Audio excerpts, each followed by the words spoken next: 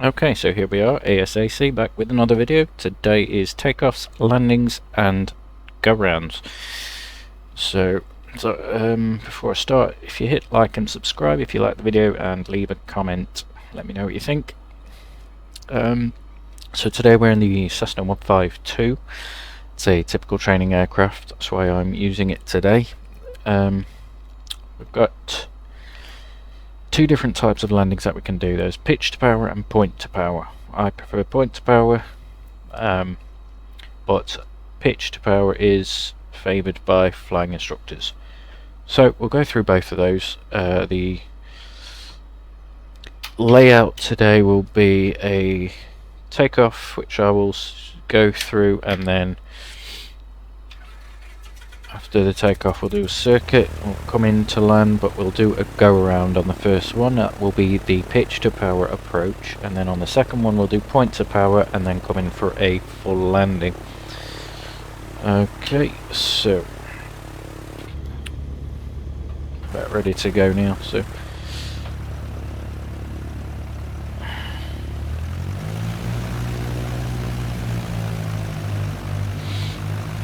on the takeoff we want to make sure that we keep the nose centered on the center line, because even if there is no wind, the nose will drift if you have an aircraft with the propeller on the front, because of the torque and P factor, which I won't go into today. But basically you've got the swirl of the air that the prop is producing, and if you can imagine, it swirls around the fuselage of the aircraft, and then it hits the tail on one side, so it's pushing your tail, and that will cause your nose to drift to one side or the other. So we will lined up on the runway, got the brakes on, we're going to apply full power. Hang on, let me just stick transponder on. Doesn't seem to work. There you go. Wakey wakey. 7,000, we'll stick it on alt. Right, okay, so let's start with the positioning. First we want the seat position so we can just see the top of the nose cowling there. So you can see that that's where the engine is. If you are setting up your views, you want just to see the top there of the cowling, and that's a good pilot's view position. So we're going to add full power, let go of the brakes, and remember to keep it on the center line with the rudder. So as we start rolling, we want to pull back gently on the yoke, not too much, just enough to keep the nose from bouncing around on the ground. Once we get 55 knots we can ease it up into the air, and then we need to keep the nose relatively low until we get to 70 knots, and then that's our climb out speed, and we want to maintain that. We've still got full power on, but we want to keep the airspeed with the pitch of the aircraft, or with how high or low the nose is. So if we slow down, we want to lower the nose a bit. If we speed up, we want to raise the nose a bit, but we're trying to keep it around 70. Now we've got over 300 feet, so we want to make our turn to crosswind leg, trying to keep 70 knots all the way through. Now it's important to remember that while you're climbing you don't want to turn too steeply, because you can stall one wing and that will cause you to spin, and obviously if you're only 500 feet above the ground, you really don't want to enter a spin.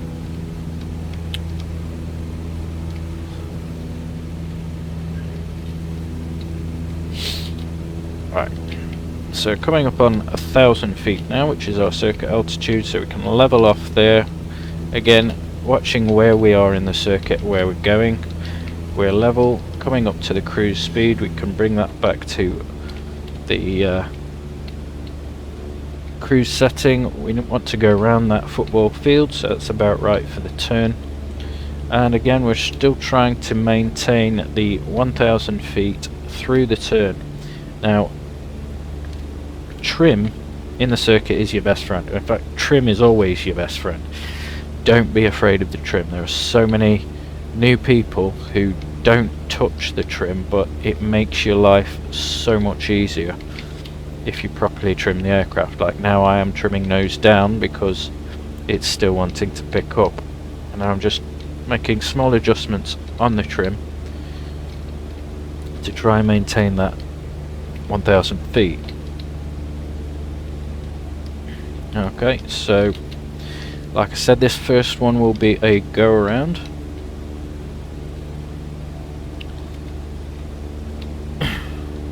And we're going to be using the pitch to power approach. So the pitch to power means you are basically using the pitch of the aircraft, nose up, nose down. We're using the pitch to control the speed, and we're using the power to control the height. So if we just turning base leg, I'll stick carb heat on, power back to about 1700 RPM, and holding 1000 feet. And then when the speed's in the white arc, 2 stages of flaps, and you can let go of the pitch on your yoke because the flaps will lift the aircraft a bit. So now you can see, hang on, turning a bit too far. Now you can see that we want to hold 65 knots, and we are doing that with just the pitch. If we think we're dropping a bit too fast, we can add some power, but we are keeping 65 knots with the pitch. Now remember, changing the pitch will require changing the power, and changing the power will require changing the pitch. So we've got 2 stages of flaps on base leg. We're holding 65 knots. We want to turn at about 600 feet, which is about right now. Probably add some more power to get me through the turn. And then once we're on final, we can drop the last stage of flaps.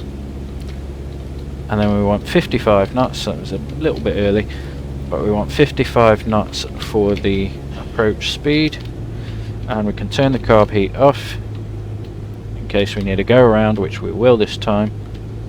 So I'm a little bit low, I'm adding power, but I'm holding that 55 knots by pulling the nose back a bit.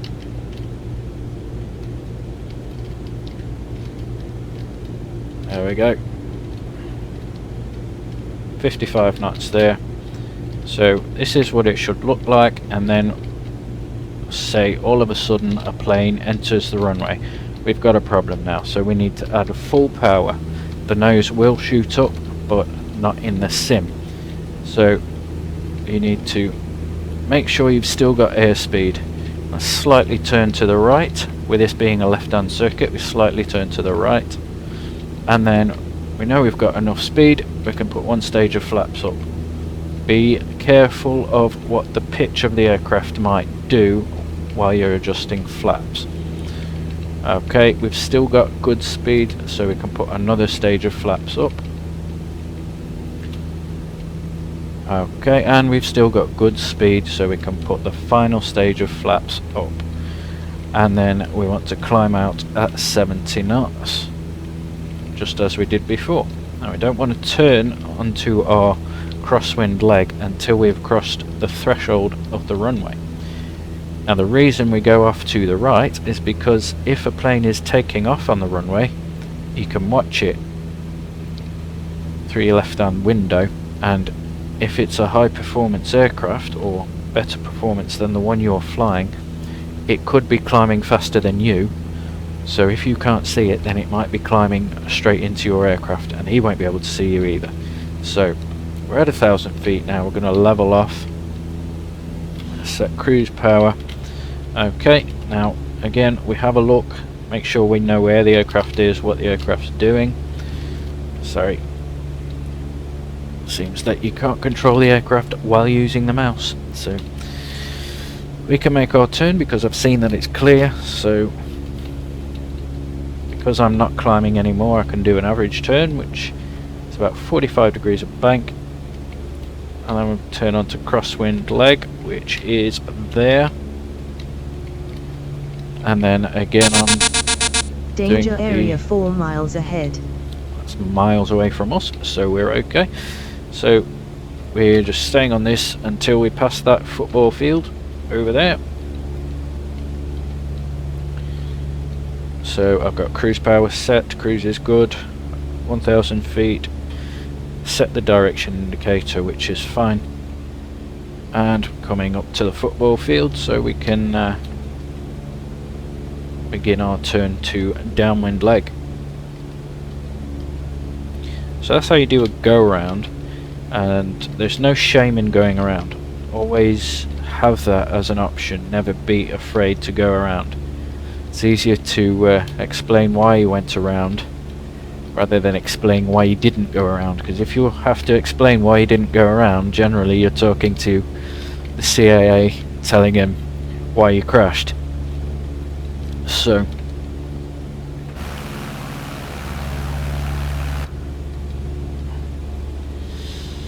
go around is always a good option, and it gives you a little bit more time flying, which is what we all want, really, isn't it? So just waiting to get up to base leg again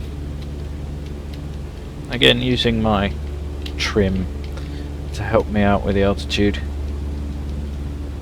So this time I'm going to do the point to power. The point to power is basically aim the nose at the runway numbers and then use the power to control the speed. So if you get it right, you're just pointing in a straight line and using the power for the speed, which makes it much smoother and easier to do. Now because we're landing, I'll be going through how to do the final touchdown as well. We want to be aiming for roughly the numbers. There are markings on some runways. Unfortunately this one doesn't have the aiming point on the runway, but we will be aiming at the numbers, and then as we get lower we can begin the round out, and we want to be looking at the far end of the runway. Turned too much again, so we need to look at the far end of the runway, and then we want to level out as close to the runway as we can without actually touching it, and then we pull the power all the way back, and eventually you'll run out of speed and land on the runway.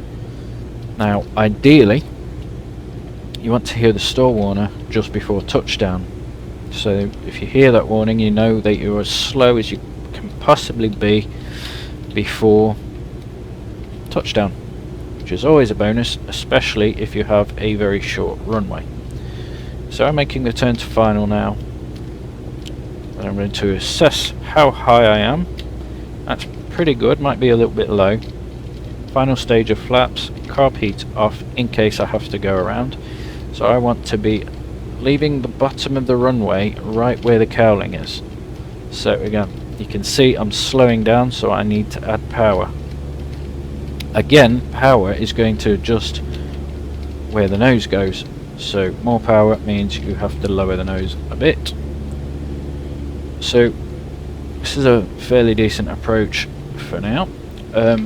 When we are 100% certain that we're going to make the runway, we can pull the power off, keep the pitch where it is, and then we need to do the round out as soon as possible. If you have a crosswind, you'll be using your rudder as well, but I'll probably do another video on crosswind landings.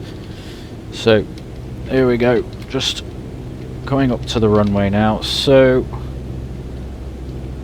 I know I'm going to make the runway, power off, holding it there.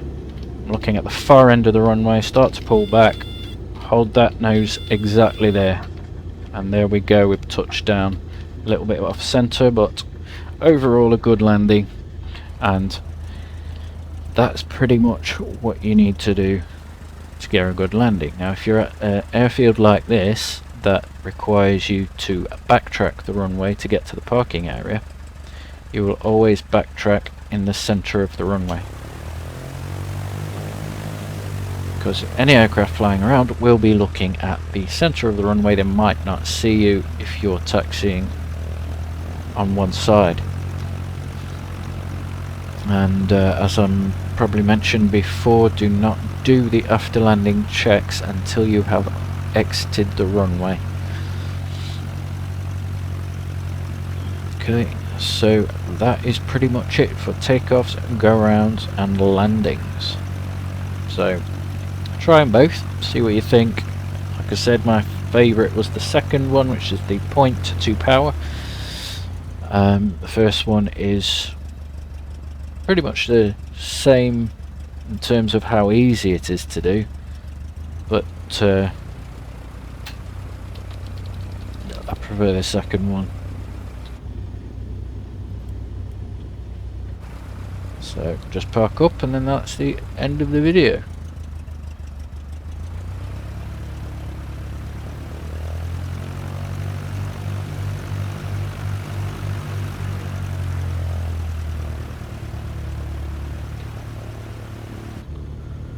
There we go.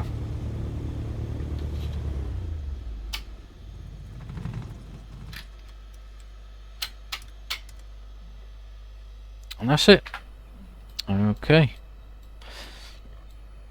Thanks for watching.